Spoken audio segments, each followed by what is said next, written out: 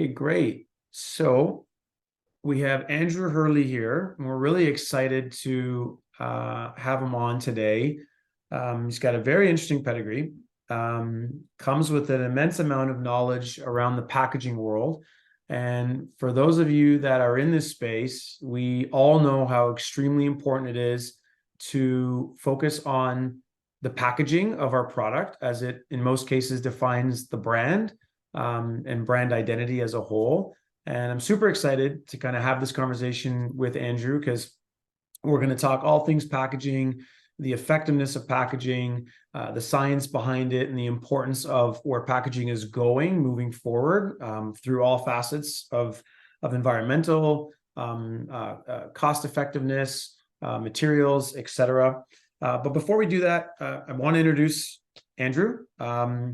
Andrew Hurley is a professor at Clemson University and is also the founder of packagingschool.com. So we're super excited to have you here. Thank you so much, Andrew, for joining us for this discussion. I think you're going to provide a tremendous amount of value.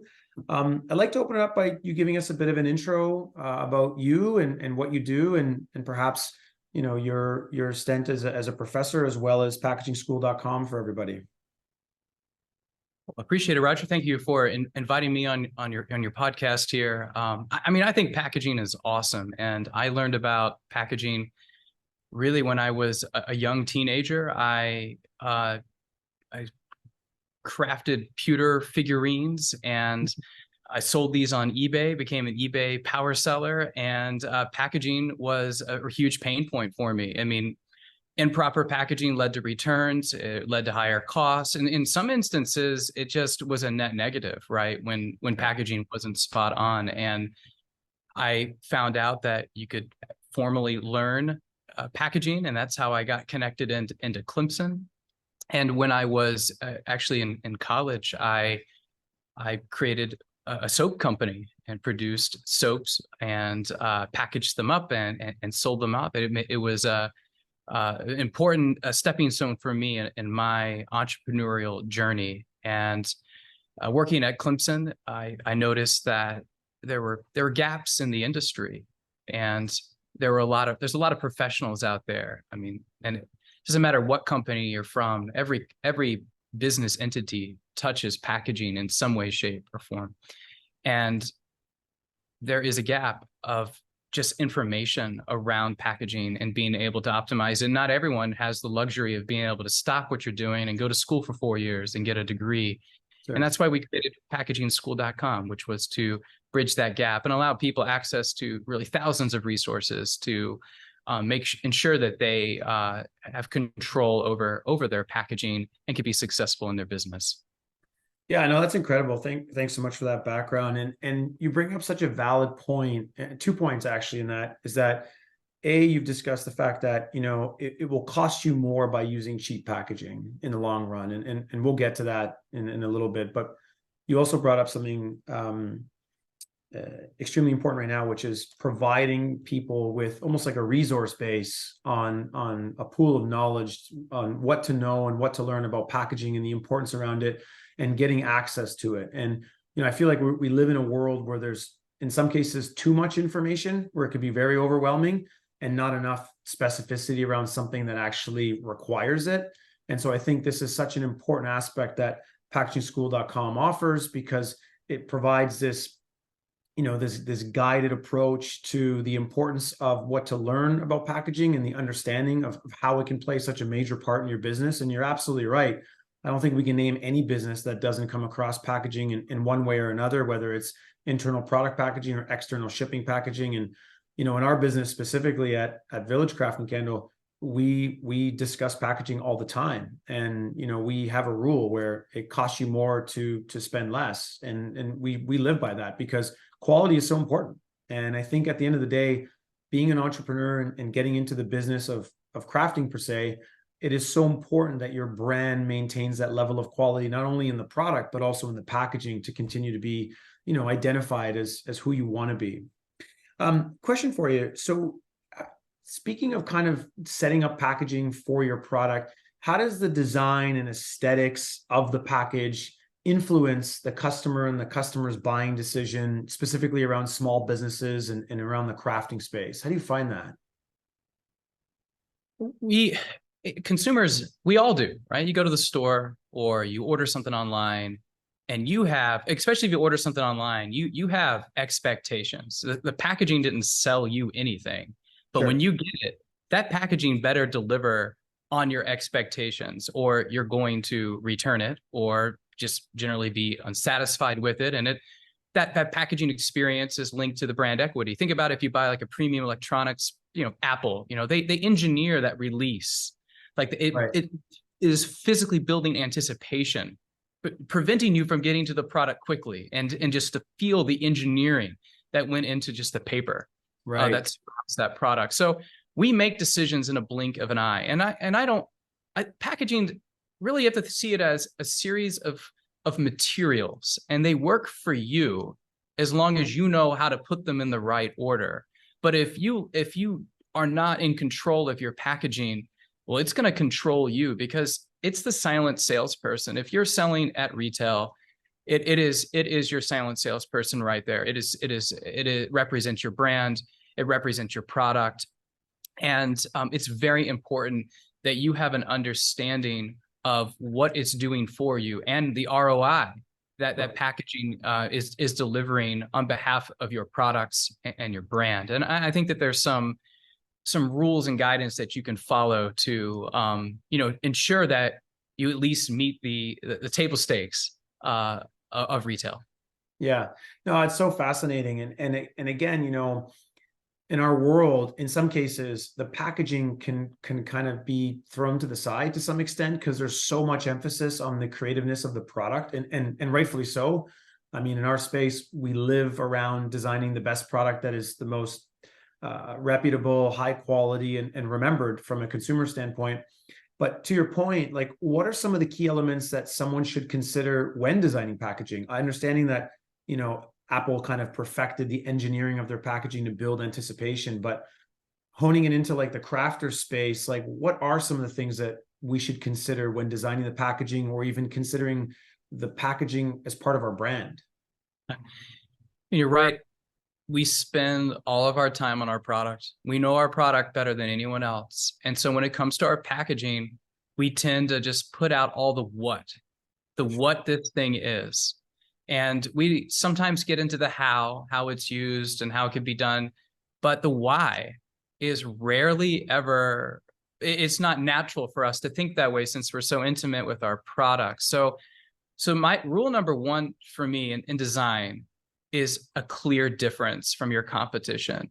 It is really difficult if you have a problem, because a buyer has a problem and it's about them, not you, right? So I have a problem, I need something, I'm going to the store and I'm trying to figure out what can alleviate my problem, because I wouldn't be at the store, I would have figured it out on my own. Now I'm there, I'm ready to invest cash, and I need to know what makes one product different from another. I see it all the time, like a product that says new. As a buyer, what that doesn't mean anything to me. As a matter of fact, it's a liability. This is untested. Yeah. But I want to know the difference. Like let's say that I have an issue, my eyes itch. I go to Visine. There's like 7 different options for me. Well, which one's for me? So I feel that number one, a clear difference of why your product is different than everybody else. And I think you think about like NyQuil, right? In Right. their jingle, they have like all the things that they do, right, that makes them different from everybody else, and it connects it to the consumer's pain point. That's where packaging at retail needs to be. It's different on e-commerce, but at retail it needs to be succinctly communicating what this is, and then why is it important that this is better than the others, or what makes it different from everybody else out there. Right. Yeah. Yeah. And it's funny, I commend our community of makers. They're probably some of the most creative people I've ever come across and had the pleasure of meeting and getting to learn more about their business. And as we kind of continue on this journey of this ever evolving world of creativity, specifically around personal care and candle making, I'm seeing so much creativity around the product itself. And now we're getting into this world of like immense creativity around packaging to like you mentioned, differentiate one from everyone else. And, in our space, we're noticing a lot of the paradigm shifts specifically around constituents within the product. Is it eco-friendly? Is there a sustainable approach to it? Are we coming across a level of quality with our product that our makers can then relay to their community of customers? When it comes to packaging, like is sustainability an increasing concern, and what are some of the materials that one can use to help accommodate that market, and more importantly, accommodate their own brand with their messaging around sustainability being a focus? Yeah, absolutely. Sustainability is table stakes. If you have a packaging system where consumers are confused in any way what to do with this when they're done with it, I consider it a fail for the brand. Like if I have to landfill your stuff, I just don't feel good about it. I don't want to landfill anything. So as for someone in this space, I think it's very important to, number one, understand exactly what you have right now. And that's a hard thing for a lot of people. I bet you there are folks in your community that use a plastic bag. They have no idea what material this is. And so if you have something, you don't even know what it is, it needs to be labeled landfill it. You don't even know. But once you understand what you have, you can begin to become sustainable. And it's not, you don't have to invent new materials or it come up with something that's a paradigm shifting. I use 3 rules for sustainability, and I think everyone can benefit from doing this. I think if you want to have a sustainable system for your brand, you should ensure that all of your materials are 100% post-consumer recycled materials. That's if you can do that, that is the gold standard, because then you don't have to worry about if it's recycled. It literally was, and now it's been repurposed. So plastic bags that are made from 100% recycled materials, paper, this would be ideal. But sometimes it's not possible to get 100% recycled material. So step 2 would be ensure that everything you have can be recycled, even if it's virgin material. So you should be able to take your product, use it, and then know where everything goes at your local, recycling facility. Right. And lastly, if you can't do that, the rule is ensure that your packaging can reduce food waste. And so I think this is important to mention to your audience, because there is no excuse in the space that you're in to not have 100% recycled materials inside your packaging system, since you're not producing food. So with that in mind, it's more important than ever to ensure that everything is very clearly indicated what to do with it.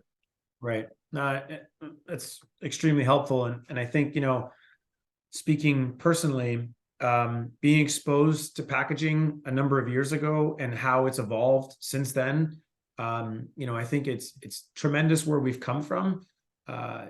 Concerning that we're not further, in my opinion, but looking forward to kind of where we got to go. And I think if we hone it into what's available, to our customers and community of makers, one thing that draws a major concern for me, and only because I've experienced this in the past, is typically the cost that's associated with something that's out of the mainstream production, right? And when you think sustainable, recycled, utilized with a material that's gone down through, essentially the downstream that's now repurposed, there's typically some premium to using that because there's limited use of it and there's limited supply of it.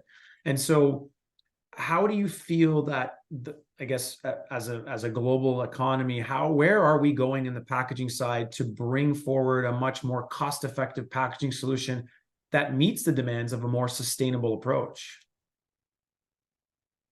That's a great question. There are a lot of materials out there that you use every single day that are fine, and they have really good returnable waste streams. I mean, great waste streams that bring those materials right on back to the market. The issue is that there are a lot of companies out there that take commodity materials, brand them as eco-friendly, and they have created this divide in the market because they're curating packaging options for you. They charge a premium for it. Right. But if you get educated and understand the base material, so for instance, plastic bags that you get at a grocery store, you can return those plastic bags to the store. It's called store drop-off programs. It's polyethylene. Right. If if you make your materials out of that simple material, like for your bags, you can tell your customers to just take the material and drop it off at your local grocery store. Right. So there are a lot of very low barrier, low cost ways. As a matter of fact, if you're spending money on branded sustainable packaging, you may be able to save money by having just as equally as sustainable materials, but by using the actual like non-branded options, like almost generic or branded medication. It's the same in the packaging world. It's Right. a lot of this stuff is very similar. It's just knowing what it is that you have and where you want it to go. Yeah, no, it's an interesting point. And again, we're in the world of creativity and design and aesthetics, and a lot of what our customers see is essentially what they can't touch or feel for the most part. So it's really what catches the eye. And so, design and aesthetics is such a key influencer for a consumer to make a purchase. Is there something specific about the design or aesthetics of packaging that helps with the buying decision, or that influences a customer to make that purchase decision versus another product that may not have as much emphasis on it? Oh yeah, this is a topic that we could go really. So, and as a researcher at a university in packaging, I spend a lot of time in the consumer segment, and so we put eye tracking glasses on consumers and watch how they buy. Oh, And wow. there's a we've had over 10,000 folks we've been able to measure and watch and analyze, and there's some things that have popped up from that I think are fairly, I would almost call them like universal takeaways that apply to everything.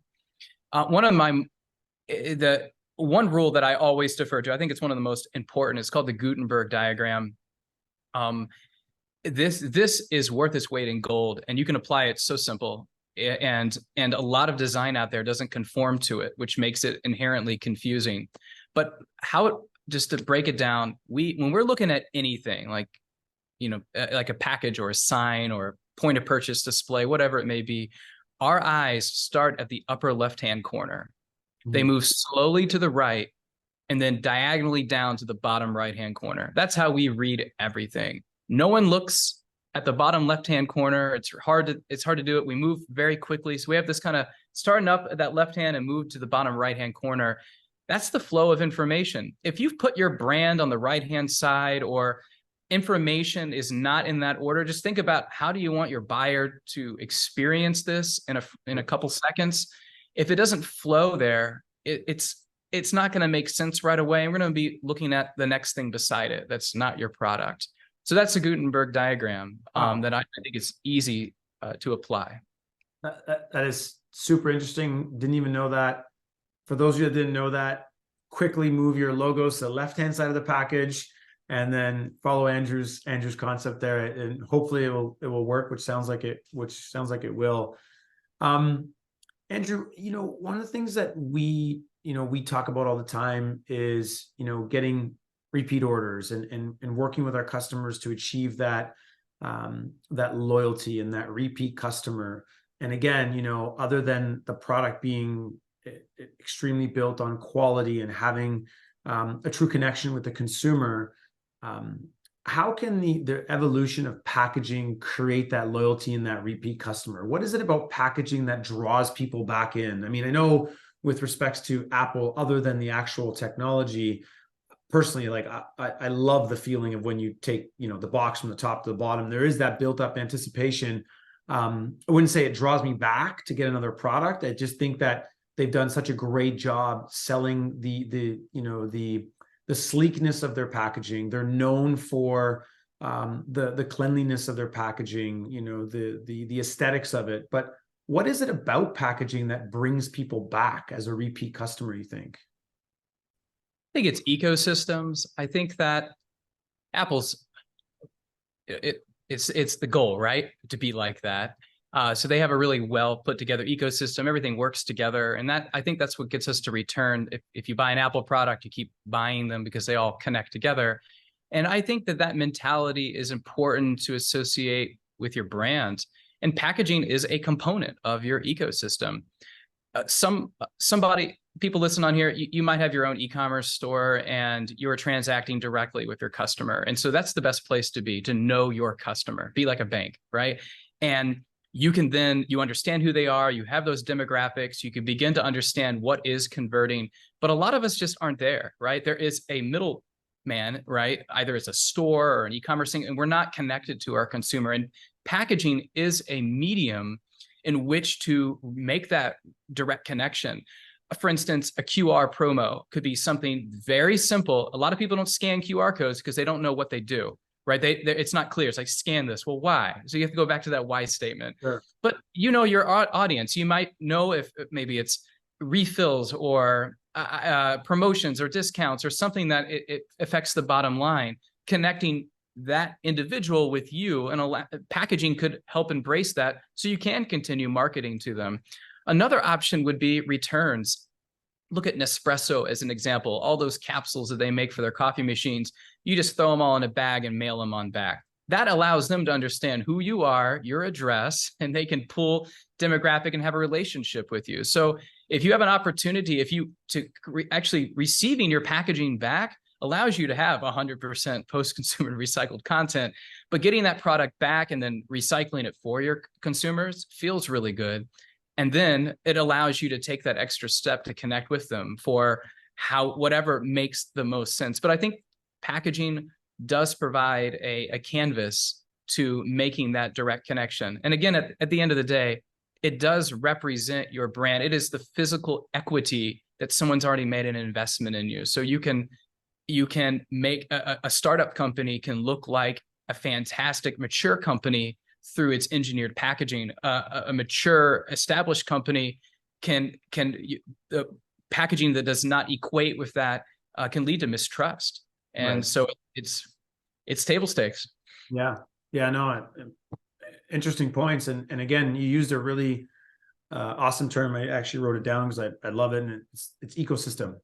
And, you mentioned that Apple, lives by it. And they're, I think, in my opinion, the pioneers of developing an ecosystem that from a consumer standpoint, once you get in, it's hard to kind of get out of this web-like ecosystem, because you typically start compounding the products and everything intertwines and works with each other, in most cases seamlessly. But I think at the end of the day, a lot of our makers are starting to incorporate this, and I'm noticing it. And again, it's another sense of creativity where, return your glass vessel for a discount on a replacement of a product. And whether you are a subscriber to a monthly candle in a box program and return that box back once you're done and get a discount on your next subscription box, and things of which are to some degree creating a form of an ecosystem where we're creating this return customer through an effort of, I guess, quasi-organic and non-organic measures, because it goes away from the traditional purchase my product, and if you like it, purchase it again. It's more around saying, purchase my product, like what we're doing, we come with a mission, and at the same time, there's an incentive for both of us. So let's do this together and continue to expand on the ecosystem. One of the areas that I think kind of go really unknown, and this is a big one for us as well, is the difference, and I guess the balance between function and form of packaging. Can you kind of go over that and explain it? Because I think a lot of people might think higher function, higher cost, better form, better cost. There might be a little bit of confusion around it. And I want to know if there is a significant difference between the two. And is there one versus the other that should be focused on? Think about origami. You can make anything you want out of a sheet of paper, from an elaborate swan to, probably, a functioning, game set. Mm-hmm. You could do anything with packaging. I feel very much that a lot of buyers of packaging want the easiest route possible. Like, just give me the stock options, and I need it I need it right now. You can achieve whatever your budget is, whatever the functions that you want. If you just sat down with scissors, glue, tape, And whatever material it is, plastic, hard or flexible or paper, and be a crafter. I call it a hack prototype. Just build it. You can build anything with just cutting up pieces and taping them together. Get what you want. And once you have that, you've created the beginning of what we call a die line. It's the beginning of a structure. And you won't believe it, but you can't go more than 30 minutes from pretty much anywhere in the US and not have a packaging supplier or converter right there. I mean, there are people there that want to help you, and they will make what it is that you design, but they don't know what you want, so they're not offering it. So the world of packaging is much greater and deeper than what the average person knows. You only see what the most common things are that people are buying, they can sell quickly. But if your packaging if you're not buying packaging for you, then you're buying packaging for somebody else. And that's where this balance disconnect, I think, really comes in. And that's what education is all about, is to take those steps, just like you built your products, take a little bit of time and build your packaging, and you'll find out it probably is going to meet your function and budget expectations. Yeah, that's awesome. And I'm sure at some point it will contribute to the storytelling, especially if you're putting a lot of care into it. And like you said, you're building this prototype, you're envisioning what you want it to look like and to some degree function like, but it contributes to storytelling, it contributes to the brand. And I think in any type of consumer-based product, brand is the best friend, right? You need to focus on the brand, especially when we live in a world where, majority of the stuff that we're selling today is predominantly being sold online. And so brand has replaced the touch and the feel that you would normally get from a traditional retail setting. And again, specifically to myself, some of my favorite merchants have no retail stores. It's just, I bought into the brand. And very much like what we're creating is we're trying to create a brand that is resourceful, a brand that knows that, we can support our community along their journey, and that is there with them to continuously provide that diversification and the value, as they continue to kind of scale their business and hope that they can go and create their own ecosystem as well with their customers. How can crafters, I guess, reinforce brand through packaging? What's the mission? How can they get their brand to be heightened through packaging? What do you suggest that they focus on, especially as we're taking kind of a bit of a bend towards the busier part of the year? And in our world, crafting as a whole, typically kind of heightens as we get into the fall, winter months naturally, just given the nature of the products. But this is such an important topic because for most, a lot of makers are now starting to create, fall, winter products and starting to get into the lab and strategically think about what are they going to start promoting and how can packaging really reinforce and in some cases, revitalize their brand to be a bit of a competitive leader in the market space towards the busier part of the year. I mean, I love the chicken and the egg, and I believe the packaging comes first. I mean it because packaging is the common denominator of your supply chain. Everything that however you make your products, they all come in packages. And then how you ship them all out, they're all in packages. Before you sit down and think about, okay, what's the next product? You really should think about it as the next packaged product. I think one of the most famous a case study that really resonated with me was HP. They sell printers.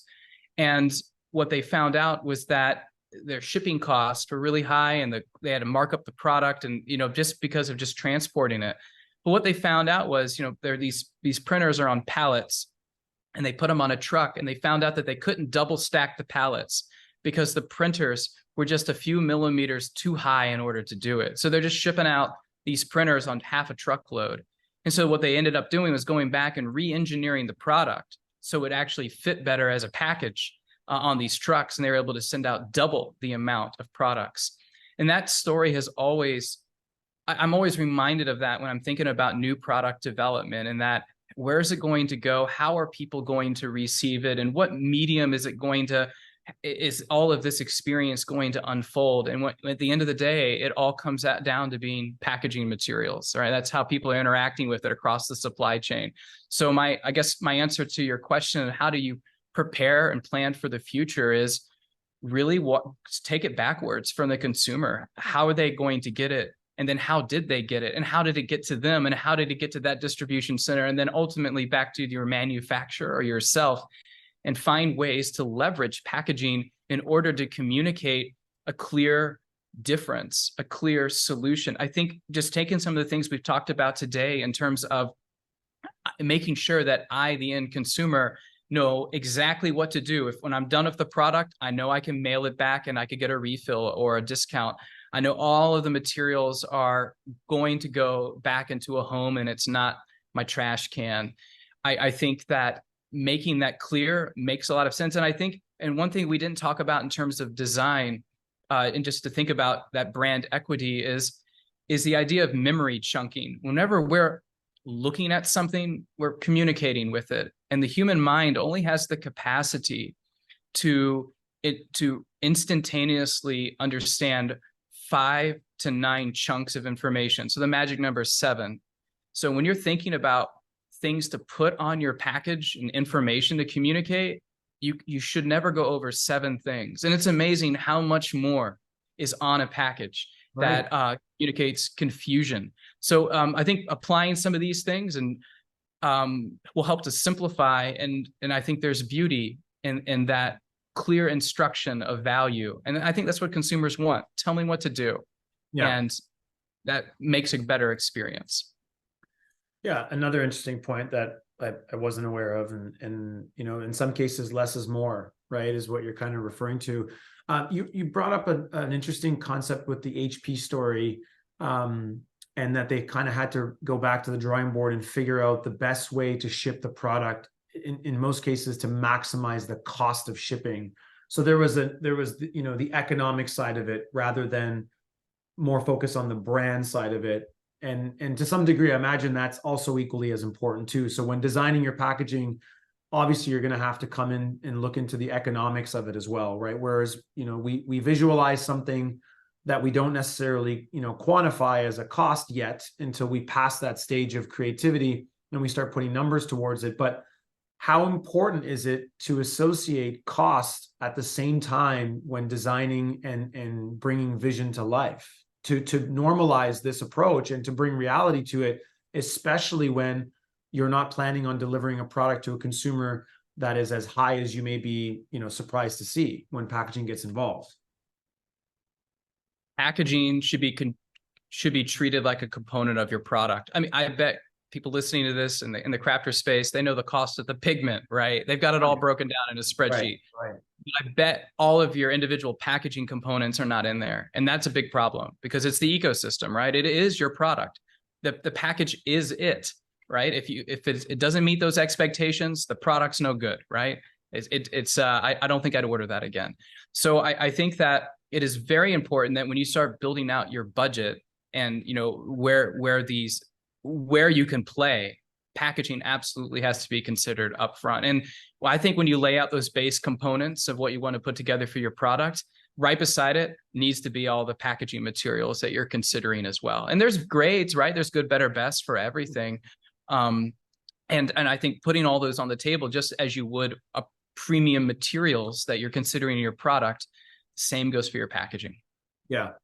Yeah. And I think, you know, for those that are listening, you know, to Andrew's point, I think one valid reason why we need to do this is, you know, the good, better, best approach is that if we start with a particular type of package that fits within our budget, depending on where we are in the crafting making journey, that will contribute to, let's say, evolving that packaging as your brand then becomes bigger and you want to expand and you want to, you know, put some more emphasis around the packaging to the points you mentioned earlier, in the sense that you're developing an even stronger brand equity in the market.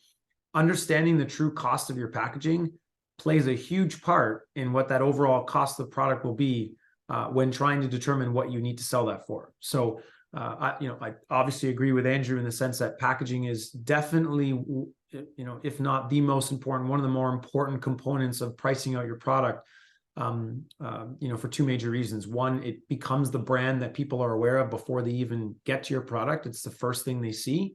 And number 2, it's where you start the brand, and that's when you can help yourself evolve it to wherever you need it to be at that point. And again, packaging is evolving all the time, right? Design, Yeah. costs, materials, etc. Yeah.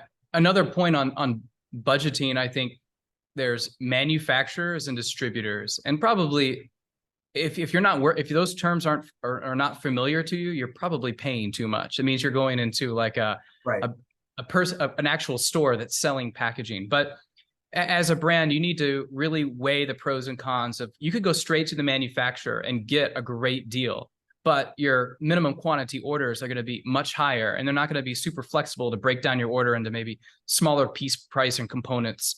Whereas if you go to a distributor can help buy the high quantity, store it, and then kit out your product for you. So there might be advantages of either one, but depending on where you are and your scale and your order volumes, if you're not considering both of these and those price points, because they are very different and they come with different pros and cons, it's a different way to kind of drill down. But a lot of folks, if you're using the same materials over and over and you're repeating them across your portfolio of products, a one-time buy from a manufacturer may end up being highly advantageous for your bottom line. Yeah, I agree. And again, we're in a world where, if you don't have valued partners like Village, for instance, that do the major volume buying to help, gain in the advantage of the discounts on these products, it's hard for makers like ourselves to get out there and find a key supplier, where we would want to get smaller volumes at a cost that makes sense for us. And I think at the end of the day, packaging is one of those areas where if it ends up being a little bit more than we would want to spend, it takes away from what we're looking at spending on the actual product. And so that becomes a bit of a tough point to kind of deal with. And so it's extremely critical, if you can, to try to forecast what you think you're going to be needing to help find yourself a partner like a distributor, or in some cases a manufacturer that's willing to work with you. And to Andrew's point, I think it's extremely important, if you're able to quantify what that forecast looks like, it may be cheaper for you in the long run as you develop a little bit of a larger buying program for some of the key components, such as packaging being one of them. If you're not able to find a supplier that's willing to work with, what presumably may be smaller volumes than a minimum order would be buying direct. So definitely something to consider. Andrew, before we kind of wrap this up, I just want to give you an opportunity just to speak a little bit about packagingschool.com. You've been kind enough to give our listeners a discount, which we'll be able to share with everybody. It's Crafters 2023. When you go on packagingschool.com, we will send that link out while we post this video on a number of our platforms. But before we kind of wrap this up, can you give us a little bit of what packagingschool.com is? And now that everyone's fully aware of our discussion and some of the topics we've discussed, how can packagingschool.com help our listeners with their journey on packaging and overall branding and everything that comes with that? Well, I think packagingschool.com was developed so professionals could learn the language of packaging. That's our mission, is to really democratize that. Right. Packagingschool.com has many different programs. You can get a certificate in packaging and the materials. I think for this audience, though, we have some elective courses that I think might be a really great fit. The first one is, we have a design workshop where we walk through step by step, beginning with your product and how you go through a way of innovating your product through your packaging, selecting the right materials, ensuring that you're connected to like a UN sustainability goal, and having a full circle comprehensive understanding of your sustainability as it relates to the design that you're putting out there.